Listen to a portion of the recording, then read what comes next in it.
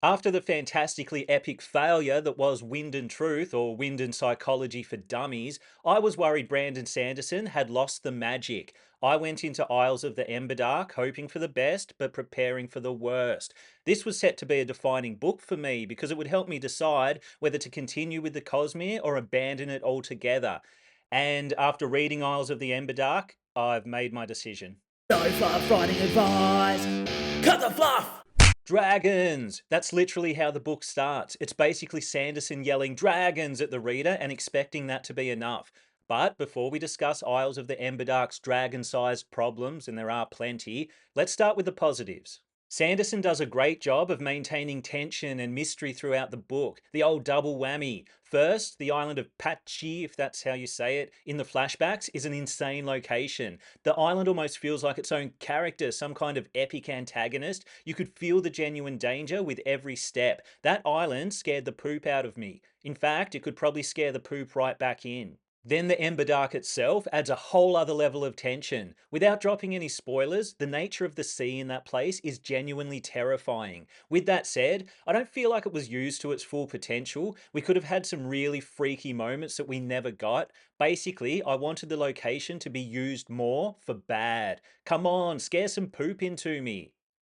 The birds add an interesting dynamic to the story. It's super basic yet creative as a magic system, plenty of untapped potential there. You don't really get the full scope of what the birds are capable of, which leaves plenty to play with in the future. More bird magic, please. In Isles of the Emberdark, Sanderson does a great job of drip feeding information, giving just enough to satisfy while holding back just enough to keep you turning pages. You want readers turning pages, not burning pages. Did anyone burn a copy of Wind and Truth? There had to be someone. While many of the character actions in Isles of the Emberdark are predictable and unsurprising, there are plenty of plot related payoffs along the way to create a compelling narrative. Overall, the story's pretty tight, which, after reading Wind and Truth, which had a narrative as loose as a promiscuous goose, I'm surprised. This is the Sanderson I remember and enjoy. No piles of pointless scenes, no force fed mental health malarkey, just solid storytelling for the most part. Let's discuss the bad bits. Firstly, what's with that prologue? It literally only exists for Sanderson to say, "We've got dragons, dragons, come and get your dragons." It might be the most uncompelling prologue he's ever written. It's basically a dragon getting her period for the first time. Who is this person, dragon? Why should we care? Then we don't return to that character until later in the book, which does explain why the prologue exists when it seems like it shouldn't. Hey, we do have a dragon here, but she's for later. It just felt like the prologue should have done more, given more, been more. Starlings, the dragon's initial chapters are noticeably weaker than Dusk's, a little clunky in parts, but they do get better and the writing falls into a smoother rhythm as the story progresses. Or maybe my mind just adapted to the clunkiness, could be that. A lot of info is clumsily inserted into some scenes. At times, it seems like Sanderson's so eager to tell us a thing that he just blurts it out on the page and even repeats some things later. Come on, man, contain your excitement and deliver the info with a bit more tact, would ya? Now, I'm not someone who gets mad at modern language in Cosmere novels, but it is a little odd to hear characters talk about rock stars and packets of chips. I guess somewhere in the Cosmere has a culture similar to ours. My condolences. One big issue with Isles of the Emberdark, one that has become a major issue with many newer Cosmere novels, is you need a PhD in cosmology to understand what's happening. Yes, you can enjoy this book without having read other Cosmere novels, but doing so is like someone telling a joke using a reference you don't get. Sure, you can maybe fill in the gaps based on context, but you can't fully appreciate it. And I've read most Cosmere books, but I'm not a super fan who's memorized every fact, and I got a little lost in the lore at times. Initially, I thought the big universe connected series idea was great. Now I'm seeing where it falls short. To properly enjoy and appreciate future books, you're going to need to do your homework.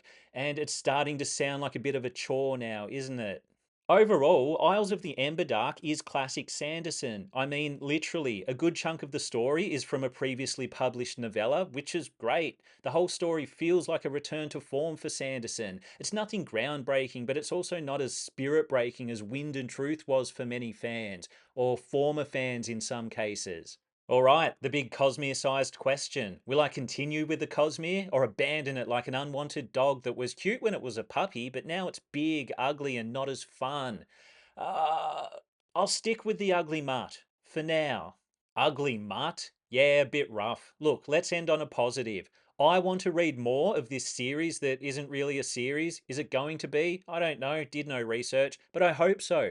Dusk is probably one of my favourite Sanderson characters. He's somehow both incredibly wise and insanely naive at the same time. His adventurous nature is compelling to read, and is he a bit neurodivergent? I don't know. And that's what's great about how Sanderson handles this character. You know Dusk's a little different, could just be a trapper thing, but there's not a paint by numbers, surface level psych diagnosis going on. Thank the shards for that. Ultimately, I'd like to see Dusk tested, really tested, borderline broken. I love this character. Could you please put him through hell for my amusement? I mean, obviously he'll overcome it and win, but yeah, could you please break him down mentally on the page? Because that's fun to read.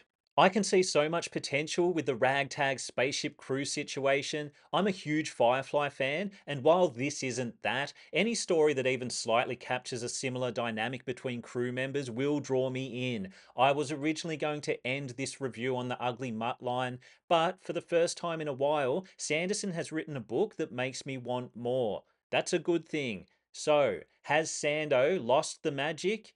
No, he may have reclaimed it. If you enjoyed this video, hit subscribe.